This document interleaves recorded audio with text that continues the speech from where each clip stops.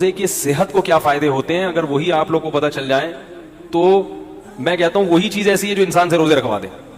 भूखा रहना सेहत के लिए इंतहाई मुफीद है।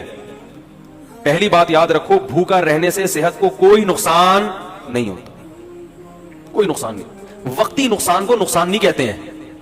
देखो, जब आप एक्सरसाइज करते हो, सुबह स्पोर्ट की जॉगिंग करते हो, वक्ती नुकसान तो उसमें भी आपकी एनर्जी यूटिलाइज हो गई, आप थक गए, पसीना निकला, थकावट, सांस फूल गया, थोड़ी देर तक आपसे हिला भी नहीं जाएगा। ये नुकसान नहीं है। क्यों? ये वक्ती नुकसान है जो आपको आगे बड़े बड़े नुकसान से बचा रहा है। होता है कि नहीं होता? तभी डॉक्टर कहते हैं एक्सरसाइज करो, ये करो, वो करो, हिलो जुलो। आपको यार मैं नीचे पड़ा हुआ हूं तो मेरी एनर्जी क्या हो रही है? स्टोर हो रही है। ठीक है, क्या करना है स्टोर करके?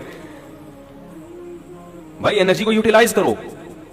तो हमारी एनर्जी यूटिलाइज होने के बहुत सारे तरीके हैं, एनर्जी सर्व होने के बहुत सारे, वो सारे तरीके सेहत के लिए जरूरी हैं। मसलन एनर्जी को सर्व करने का, देखो इसकी मैं मिसाल देता हूं। दरिया में पुराना पानी निकलता है तो नया पानी, बोल लो यार, आएगा ना? अगर दरिया में पानी खड़ा रहे कि पानी स्टोर है, दरिया ताकतवर हो, नहीं होगा, सड़ जाएगा, कीड़े पड़ जाएंगे। पानी निकलेगा, पुराना पानी कुएं से पुराना निकलेगा तो नया पानी आएगा। कुआं भरा रहेगा। कुआं खाली जब होगा जब पुराना निकल रहा है और नए पानी की जगह नहीं है, ये पीछे नया पानी खत्म हो गया है।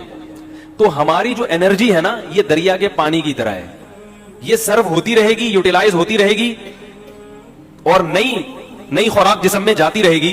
तो ये दरिया की तरह हमारा ब्लड क्या करेगा? सर्कुलेट करता रहेगा और ताजा होता रहेगा। तो मेरा एक बयान था ना कि जो खवातीन नस्ल रोकती हैं उनकी सेहत खराब हो जाती है, उसमें मैंने ये बात समझाई है कि नस्ल जब बढ़ती है और खुराक सही मिलती रहे औरत को, तो वो ब्लड जो है ना नया ताजा बनता है, दोबारा से वो फ्रेश हो जाती है और उनकी सेहत ज्यादा अच्छी होती है बनिस्बत उन खवातीन की जो बच्चों की पैदाइश को रोक लेती हैं। वो जल्दी बूढ़ी हो जाती हैं।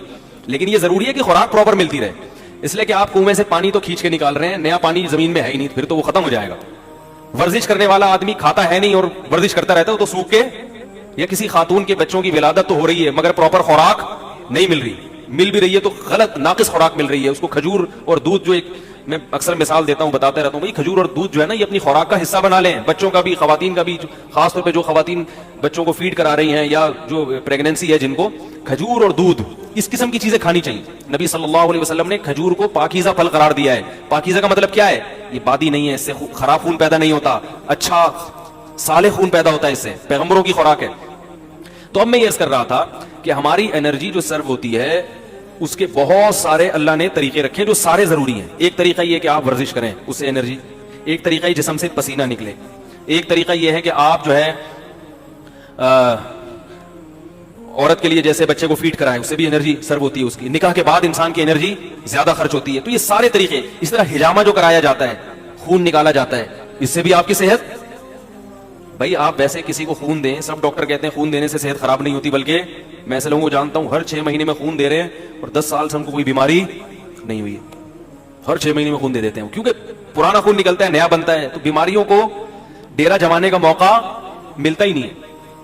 इसी तरह याद रखें कि कुछ वक्त के लिए सप्लाई को रोक लेना, खुराक की सप्लाई को रोक लेना, ताकि मैदा जो है ना, मैदा और हमारी बॉडी, वो जितने हमारे जिस्म में फासिद मादे हैं उनको इस्तेमाल करके काम में ले आए, कचरा जल जाए, समझ आए, ताकि बीमारी के जितने इम्कानात थे वो सारे इम्कानात क्या हो जाए? खत्म हो जाए। तो ये भी हमारी सेहत के लिए इतना ही जरूरी जितना एक्सरसाइज करना जरूरी है। उफ, कैसे समझाएं यार। देखो, हम जब कई हफ्तों भूखे रहते हैं ना, कई हफ्तों, तो क्या होता है? हम जब खा रहे हैं, पराठे भी खा रहे हैं और पता नहीं क्या क्या खा रहे हैं, जायदादें भी खा रहे हैं, बहन की विरासत भी खा रहे हैं, बीवी का महर भी खा लिया, रिश्वत भी खा ली और क्या क्या खा लिया। अब वो तमाम चीजें हमारी एक्सरसाइज से यूटिलाइज नहीं होती। ये गलत फहमी है। एक्सरसाइज हर चीज का आखिरी हल नहीं है, फिर भी वो कहीं ना कहीं कोने खांचों में रह जाते हैं। अब मैं देखो मेडिकल साइंस की जबान नहीं इस्तेमाल करूंगा क्योंकि मैं डॉक्टर नहीं हूं। बहुत लोग कहते हैं डॉक्टरों की जगह आके ना बड़े फंटरगिरी कर रहे हैं, इनको क्या पता।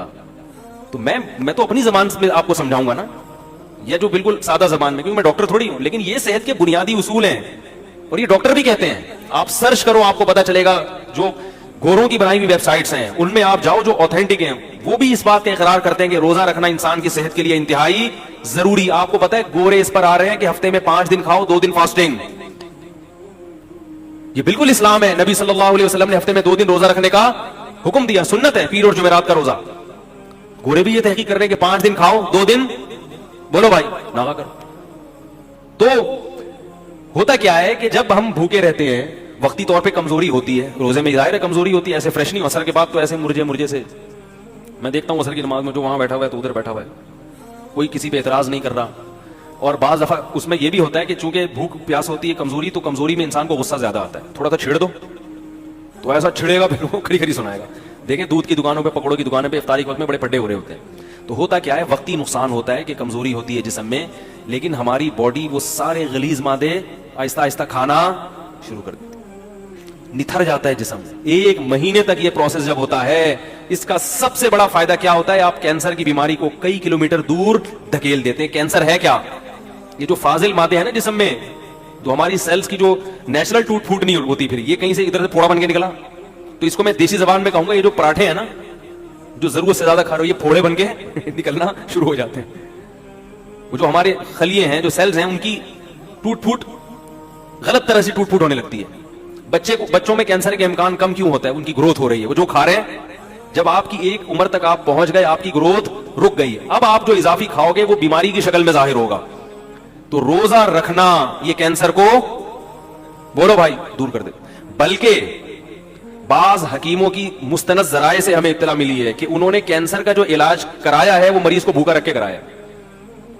ऐसे भी कैंसर के मरीज लाइलाज मरज, जिनको बड़े बड़े अस्पतालों ने कह दिया कि ये ठीक नहीं हो सकते, उनको किबला हकीम ने क्या किया, खाना पीना छोड़ दो इसका। ओ ऐसा बेचारा सूख के हड्डियों का ढांचा, जब देखते ना कि मर रहा है तो 2 कतरे टपका दिए ग्लूकोज के, बस मरे नहीं। उससे क्या फायदा हुआ है कि वो जो कैंसर के जरासीम थे ना, वो भी आहिस्ता आहिस्ता, भाई उनको भी तो ये पराठों से ही वो भी तो यही बर्गर पिज्जा जा रहा है ना, वो भी तो यही खाते हैं, उनको भी खुराक, बोलो भाई, नहीं मिली, वो भी कमजोर होके मर गए। और जब देखा है कि किबला हकीम ने कि ये बिल्कुल मर गए हैं, अब उसको खिलाना शुरू कर दिया। ये इलाज हुआ करता था पहले जमाने में कैंसर का, लेकिन ये बड़ा खतरनाक है, इसमें हजरत जी भी टहल सकते हैं जरासीम के साथ। खुद ये जो इतना बड़ा जरसूम है, ये भी चला गया दुनिया से। लेकिन इस तरह कई लोगों का इलाज हुआ है। तो उस स्टेज पे पहुंचने से पहले पहले अगर इंसान अपने आप को भूखा रखने का आदी बना ले तो अच्छा नहीं है? क्या ख्याल है? तो ये बहुत मुफीद है सेहत के लिए, और गर्मियों के रोजे ज्यादा मुफीद हैं क्योंकि इसमें पसीना निकलता है, प्यास की शिद्दत बढ़ती है, इसमें वो रोजे के मकासद जल्दी हासिल होते हैं बनिस्बत सर्दियों के। ये आपको जिस्मानी फायदा होता है। एक जिस्मानी फायदा आपको क्या होता है, एक और, आप में कुव्वते बर्दाश्त बढ़ती है। जो खाने पीने वाला आदमी है ना, हर वक्त उसको कुछ ना कुछ चाहिए, वरना उसका दिल नहीं लगता। जब आप कई कई घंटों भूखे रहते हैं तो आप भूखे रह के भी काम करने के आदी हो जाते हैं। इसका फायदा क्या होगा कि आप इस आदत को मेंटेन रख सकते हैं फिर पूरे साल, कि यार मैं रमजान में इतना थोड़ा खा के इतना अच्छा चला हूं, तो अब मैं दोपहर खाना थोड़ा खा के क्यों नहीं चल सकता। तो पूरे साल फिर आप कम खाने पे गुजारा कर सकते हैं, और अगर कम खाने पे आ गए तो बीमारियां वैसे ही। तो ये सारे मसाइल कहां से खड़े होते हैं? मोटापे से होते हैं। सारी बीमारियों की इब्तिदा कहां से होती है? मोटापे का मतलब क्या है? ज्यादा खा रहे हैं। तो 2 खजूरें खाता है इंसान इफ्तारी के वक्त में और पानी पीता, कैसी कमर सीधी हो जाती कि नहीं हो जाती? 14 तवक रोशन हो जाते हैं। उससे पता चल जाता है कि हमें जिंदा रहने के लिए और चलने फिरने के लिए, बॉडी को रन करने के लिए इतना खाने की जरूरत, बोलो भाई, नहीं है जितना हम खा रहे हैं। तो रोजे का ये भी फायदा है। तो मेरे भाई, रखो तो अल्लाह के लिए, दुनिया के लिए ना रखो, लेकिन गरीबी में ये फायदे भी इंशाअल्लाह होंगे। नजर तेज हो जाती है, दिमाग सही काम करने लगता है, कुव्वते बर्दाश्त बढ़ती है। सबसे बड़ी बात यह कि स्टैमिना बढ़ाना, ये तो दुनिया में हर शख्स चाहता है कि मेरा स्टैमिना बढ़े। होता है कि नहीं होता? बहुत से लोग इसलिए भागते हैं ताकि हमारा स्टैमिना बढ़े और ज्यादा देर तक भाग सके। जिम खाने में जो बॉडी बिल्डर वजन उठाता है इसलिए कि मेरा स्टैमिना बढ़े और मैं ज्यादा से ज्यादा वजन, बोलो भाई, उठा सकूं। तो इसी तरह ये भी तो स्टैमिना है कि ज्यादा से ज्यादा भूखा रह सके।